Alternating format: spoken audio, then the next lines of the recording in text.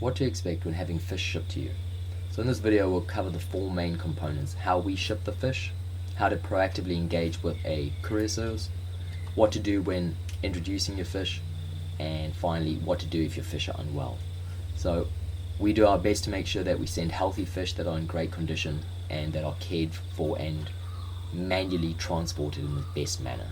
But when we ship them, they're individually bagged in highly oxygenated water. We place them in a insulated box and we mitigate the cold temps with a heat pack. Our suggestion is, once we've dropped it at the courier service, we'll provide you with a consignment number. You contact that courier service and tell them your consignment number and let them know you've got live fish arriving.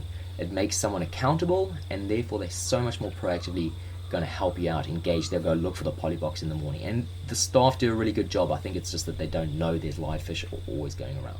So that's the way to engage with the courier service themselves. We set most of our orders, especially our large orders with lots of fish, to a depot to depot, and that way we're able to ensure the least amount of hands touching the box and therefore the least amount of stuff that could go wrong. You can imagine if it only goes from my depot to your depot, you collect it there, it doesn't have to go to a courier driver and it doesn't have to spend time in the van. If you don't have that option, it's fine. Just make sure you contact the courier service with your consignment number and proactively engage with them. They will then light a fire under the actual courier driver so they know exactly what's going on, and they'll be able to help you out to the absolute maximum. We use post haste and we find really good results. They're good people.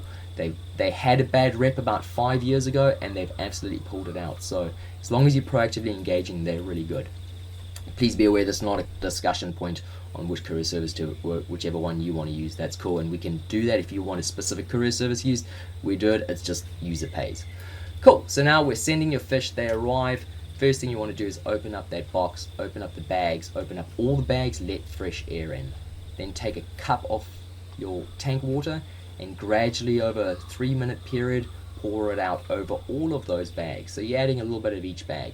And all you're going to do is just keep that process up. So what you're doing, I don't care about temperature being raised quickly. That's not a concern. I think oxygenation and fresh water are the most important things. Gradually adding the water allows the acclimation of the pH, and there will be quite a variation between your water and our water. So make sure you do that nice and slowly. Cool. Now we're looking at the fish. Are they breathing nice and calmly, or are they breathing quickly? If they're breathing quickly, i.e. their gills are moving like 1, 2, 3, 4, 5, 6, and their mouths are open really wide, they're clearly in stress, and we should be obviously adding that fresh water, which would relieve the stress as much as possible. In that instance, I would not be adding those fish immediately to the colony tank. I would keep them in their bag and I'd let them recuperate. I don't think you want to see fish being placed straight into a tank with a lot of competition. If possible, leave those fish in the bag for as long as possible. And that kind of rings true for the fish if they're healthy. If they're breathing really healthy, I would just leave them in the bag until that evening. My suggestion is, if it's a heavily stocked aquarium that you're adding large fish to, you want to add those fish at night when everyone's asleep. This allows a nice acclimation. They can find their footing and just kind of wake up in the morning. And by the time that they get the first slap in the face, which they possibly will get, they would have had time to be prepped for it. So I think that's a really important facet. And of course, we are obviously always guarantee our fish that they arrive alive, and we will replace any that don't. But we've had a pretty good track record even when the fish will get delivered the wrong day, and that occasionally happens. So don't stress, don't panic. Your fish are going to arrive in a great state. If anything happens, we'll replace them as long as they're delivered in the correct time frames. Yeah, hopefully you've enjoyed this video of our sail tank, and yeah, hit us up in the comment section.